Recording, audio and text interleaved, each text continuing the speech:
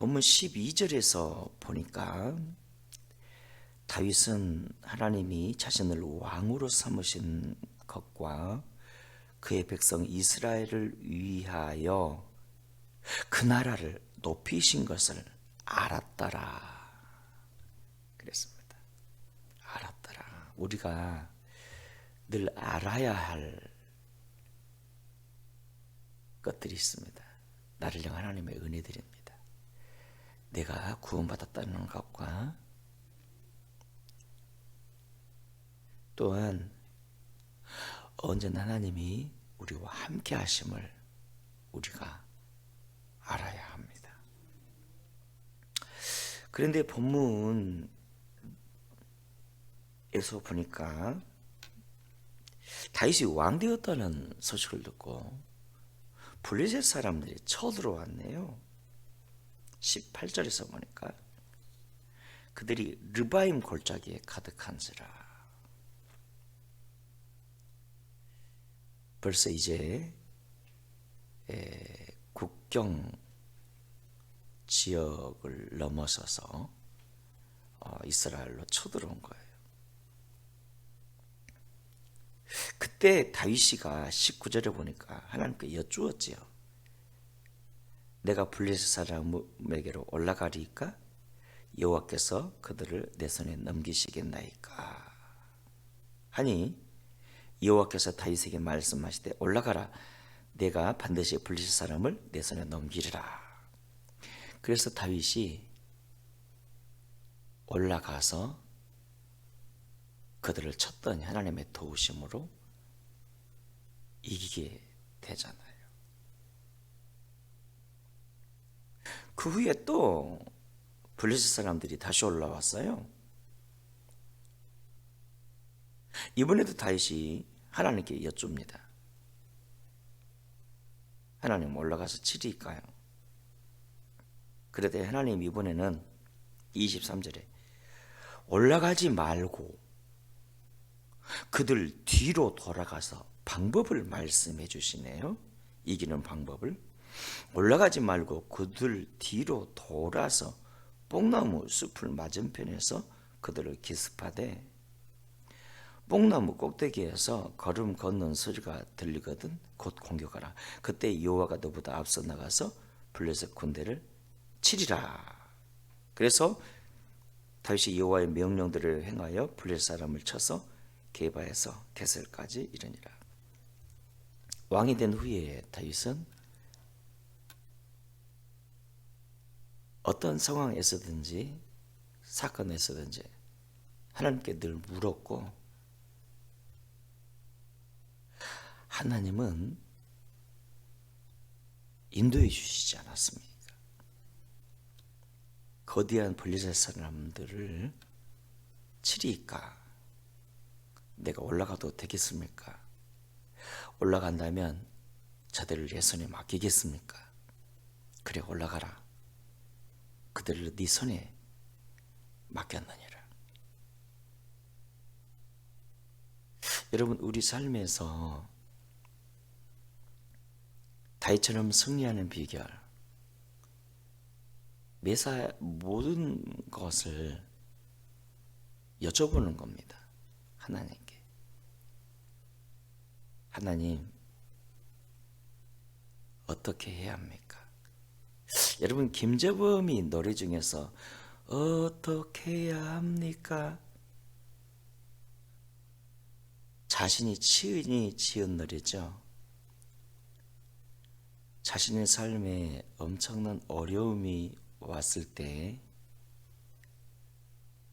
그래서 굉장히 방황하고 우울증에까지 걸리지 않았습니까? 그가 크리스찬이에요. 그때 통곡하며 울면서 그가 했던 말이 이거랍니다. 어떻게 해야 합니까? 어찌해야 합니까? 하나님께 물은 거예요. 물었다기보다는 하소연 비슷한 거였죠. 어찌해야 합니까? 내가 어떻게 해야 합니까? 여러분, 우리 삶에서 어떤 사건에서도 우리가 물을 수 있어야 되고요. 중요한 어떤 선택의 기로에서도 하나님께 여쭐 수가 있어야 하고요.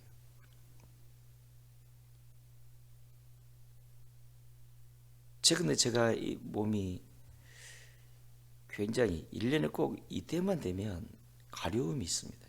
알레르기라고 그러더라고요. 우리 권사님들 모시고 제주도 갔는데 밤새도록 가려운 거예요. 온몸이. 온몸에 밤새도록 긁은 거예요, 이걸. 근데 옆에 우리 이경철 장모님이 이제 저 때문에 잠을 한숨도 못 잔 거예요.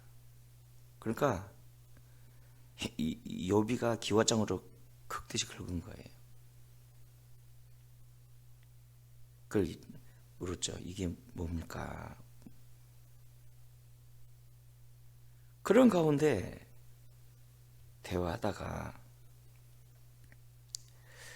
물에 대해서 이렇게 잠깐 얘기를 하는데, 참 내가 물을 마시는 부분에 대해서 이게 소홀히 했구나 해서 그 뒷날부터 이제 물을 이렇게 병원 갔다 와서 물을 이렇게 제대로 조금씩 빠져줬더니 이게 이제 괜찮아진 거예요. 서서히.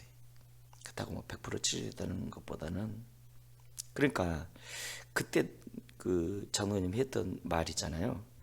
물을 자주 마셔줘요. 다른 때 같으면 잘 안 듣는데 그 말이 딱 주의 음성으로 들려오는 거예요. 물을 마셔야 되겠구나. 그래서 물을 제대로 이렇게 보충해 줬더니 괜찮아진 거예요.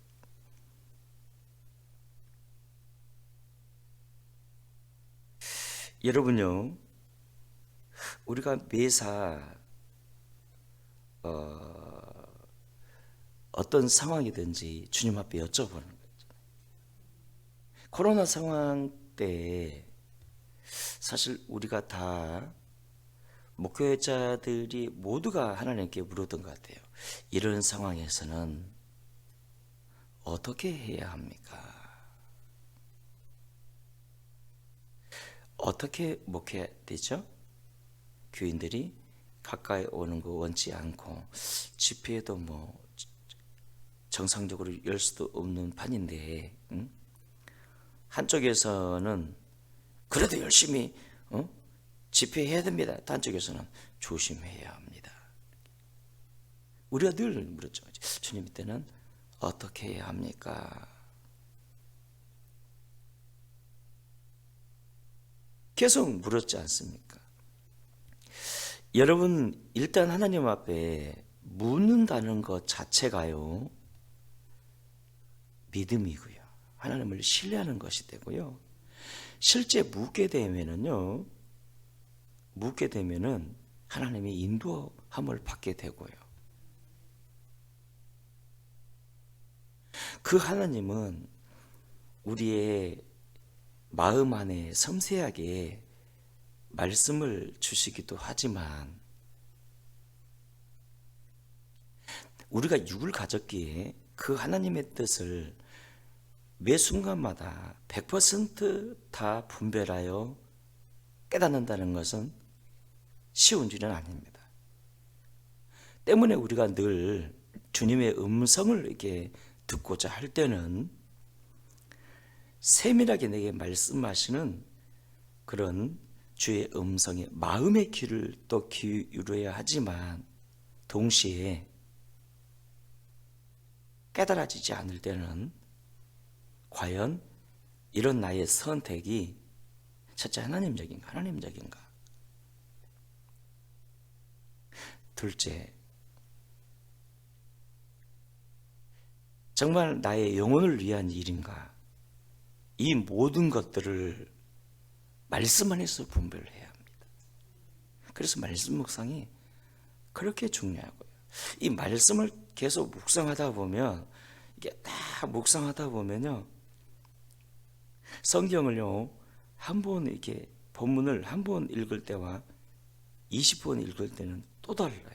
말씀을 여러 번 묵상하다 보면 거기에서 말씀하시는 주님의 메시지가 딱 보여요. 이렇게. 그래서 말씀 묵상이 중요하고. 아무튼 우리가 정말 이기고 또 이기는 비결 물을 수 있어야 합니다. 우리가 교회 개척할 때도, 교회 연합할 때도, 성전을 건축할 때도, 쿠데타를 누군가가 일으켰을 때도 등등 모든 상황에서 이길 수 있었던 비결이 뭔가 하면 하나님께 여쭤봤기 때문에.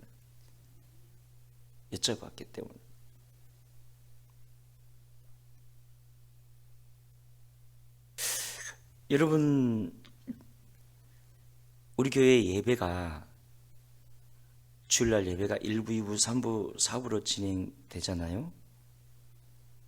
4부는 젊은이 예배로 우리가 예배하지만 제가 항상 참석했던 이유가 있습니다. 내가 참석을 해야 그래도 우리 장년들 가운데 깨어있는 사람들은 참석해서 또 분위기를 더 영적으로 은혜롭게 이끌지 않을 것인가, 이렇게. 그래서 제가 꾹 참석하다가 이제 교역자 보고를 받아야 된다면서 우리 교회 열성파였던 교육자님이 목사님 그냥 사부 예배는 참석하지 마세요. 이렇게. 그리고 그 시간에 우리 교육자들이 써놓은 이렇게 보고서 있잖아요. 한 주간 보고서 어떻게 사역했는가, 뭘 사역했는가, 사역의 비전은 뭔가, 목표는 뭔가, 또 등등 이렇게 이 보고를 받으려면 목사님 연구를 하셔야죠. 딱 그 말을 듣는 순간 맞는 말인 것 같다. 그리고 또 뭐 담임 목사가 없어야 또 부교육자들이 설교를 또 잘한다면서요. 편안하게 말했지. 눈치도 안 보고. 그래서 알았다고 편안하게 이렇게 참석을 안 했단 말이죠. 그리 지금 이 한 달 좀 넘은 것 같아요. 한두 달 됐나요? 한 달 반쯤 됐나요? 그랬더니 사부 예배 참석해 줬던 성도들이 하나둘 빠지고 이제 거의 다 빠졌어요. 이렇게. 그래 내가 그때 그의 말을 안 들었어야 되는데. 그러니까 매사에 신중을 해야지. 매사에 덜렁거리는 사람들은요 큰일을 못합니다. 매사에 신중하게 하나님 앞에 먼저 물어봤어요. 주님 참석하지 말라 그러는데 분명 저를 위한 마음으로 우리 부목사가 얘기했을 겁니다. 그리고 뭘 좀 분명히 위한답시게 했는데 신중하게 물어봐야 되는데 하나님 앞에 사람 말만 듣고 덜렁 안 참석했더니 지금 이제 사부 예배 장년들이 더 없어요. 이제 없어 거의. 그 사부 예배 사람들이 있어줘야 그 다음에 오후 예배가 회복될 때 또 회복될 때 그 사람들 중심으로 다시 이제 회복될 텐데. 그래서 이 모든 탓은 내 탓이다 딱 생각이 드는 거예요. 그래서 어떤 사람 말을 듣기 전에 항상 우리가 하나님 앞에 먼저 여쭤보고 해야지. 따라합시다. 덜렁거리면 아무 일도 못합니다. 제가 좀 덜렁 습관이 있잖아요. 덜렁. 여기 보니까 방법도 말씀해 주시네. 두 번째 쳐들어왔어요. 올라갈까요? 아니 올라가지 말고 뽕나무 숲을 맞은편에서 그들을 기습해라. 사랑하는 성도 여러분, 매사 여쭤보심으로 승리를 이루는 우리 모두가 되시기를 주 이름으로 축원합니다. 우리 합심에서 동성으로 기도하실 때 하나님 나의 삶에서 항상 하나님께 여쭤보는 삶이 되게 하소서. 그 자체가 믿음이고 하나님에 대한 신뢰입니다. 덜렁거리는 습성을 죽여주시옵소서. 매사에 차분하고 신중하고, 그래서 주님의 뜻대로 행할 때 이기고 이깁니다. 그런 삶을 살게 하소서. 주의 기도하십니다.